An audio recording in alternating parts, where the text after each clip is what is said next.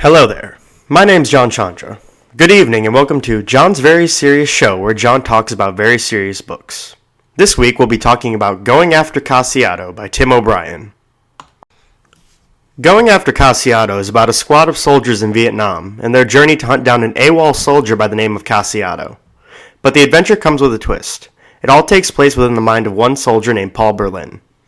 This lovely book is written by Tim O'Brien. For those who don't know, Tim O'Brien was born in Minnesota in 1946. When the Vietnam War rolled around, Tim O'Brien was drafted and went on a tour of duty that lasted from 1969 to 1970. His time in Vietnam served as source material for most of the books he would later write. This book is ripe for fosterization, so let's get right into it. Weather of all sorts plays a role in Going After Cacciato. From the beginning, when the squad is still in Vietnam, it's always either raining or foggy, with mentions of the two every other page. The precipitation is closely associated with Vietnam and is meant to mimic the oppressive nature of war and conflict on a person's spirit. But as the characters take up the quest to go after Cacciato, they move further and further from the combat zone of Vietnam, and the weather steadily improves, much in the same way their spirits begin to improve as they become less mired in conflict and death.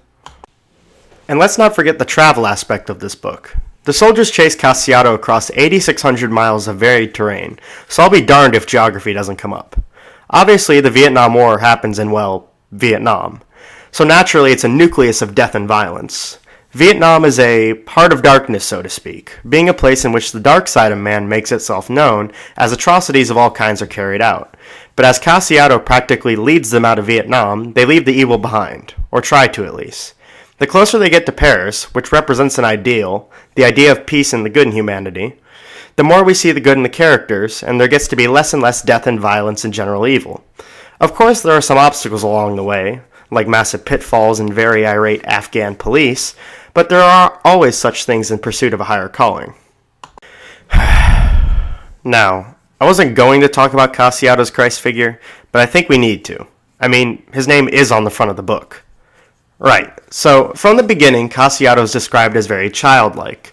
Where all the other soldiers sit around smoking and swearing and being general rugged Vietnam soldiers, Cacciato eats chocolate bars and spends his free time fishing. He's always called a boy or a baby. Obviously, this carries very strong connotations of innocence and makes him seem a lot like the Christ child. And to some degree, that's correct. Cacciato tries very hard to maintain that innocence and positive outlook on humanity, despite the fact that he's stuck in the middle of the Vietnam War. But then Cacciato does some not-so-Jesus-looking things, which include shooting child soldiers and tossing what's left of his buddy's face into some tall grass, which makes you wonder how Cacciato can be a Christ figure. But Cacciato does these things not because he wants to. He doesn't want to kill anybody. He simply does the things no one else is willing to do. This is shown when the first lieutenant the squad has, Sidney Martin, orders the soldiers to search a tunnel. No one wants to, but Cass is perfectly happy to. Cacciato's willingness to get messy is also displayed when he is the one to go and clean what's left of Buff, who died in a firefight, out of his helmet. Cacciato is willing to bear the burdens of war and take them off of others. He does the bad things, the traumatizing stuff that will mar a person's psyche or get them killed, so that others won't have to. In that respect, Cacciato is very much a Christ figure. And let's not forget the squad calls Cacciato their guide to Paris at one point, and it's true. Cacciato leaves all kinds of clues and shows the soldiers the way to Paris so that they can join him in this utopia. As for the main literary element of the story, it's the plot, and the fact that it can be warped and distorted like Play-Doh. The events of Going After Cacciato are ambiguous as to what actually happened and what didn't. But for those of you who have read the things they carried, you know that Tim O'Brien enjoys being clear about this sort of thing about as often as Hannibal Lecter chooses the vegetarian option. The entire story takes place from the perspective of Paul Berlin. Paul is the quintessential unreliable narrator. It's literally in his biology. Paul has a condition which causes paralysis of the mental processes that separate what is truly happening from what only might have happened. Meaning Paul can't discern what actually happened from possible outcomes, which is a bit of a problem considering that Paul is a chronic daydreamer. So when Paul starts imagining what could have happened in their pursuit for Cacciato, the line between reality and imagination gets blurred, and each one starts bleeding into the other. In the chapters where Paul is imagining their journey, there are instances where something is not to his liking, and he simply changes the events or circumstances. Sometimes he questions the legitimacy and probability of his story. At other times, the story spirals out of control and writes itself, no matter what Paul wanted to happen. There are also occasions when Paul loses his grasp on the story and is jerked back to the present reality, in which he is at a seaside watchtower back in Vietnam, interrupting the narrative.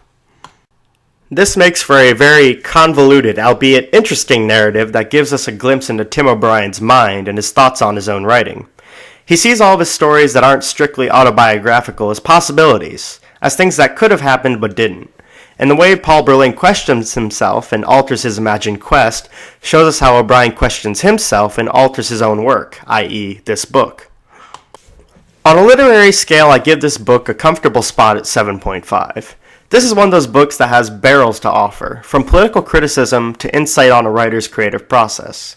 You'll get something different out of it each time, and one read-through probably won't be enough.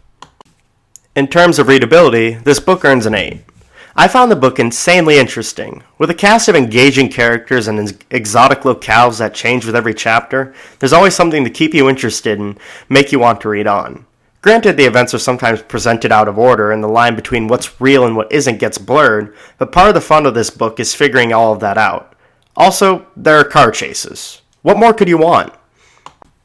As for a recommendation, upon finishing I want to accost the person nearest to me and demand that they read a book immediately so that we can talk about it. So, yes, I would definitely recommend this book to anyone, as it is one of the strangest and most fascinating novels that I have ever laid eyes upon. Thanks for watching.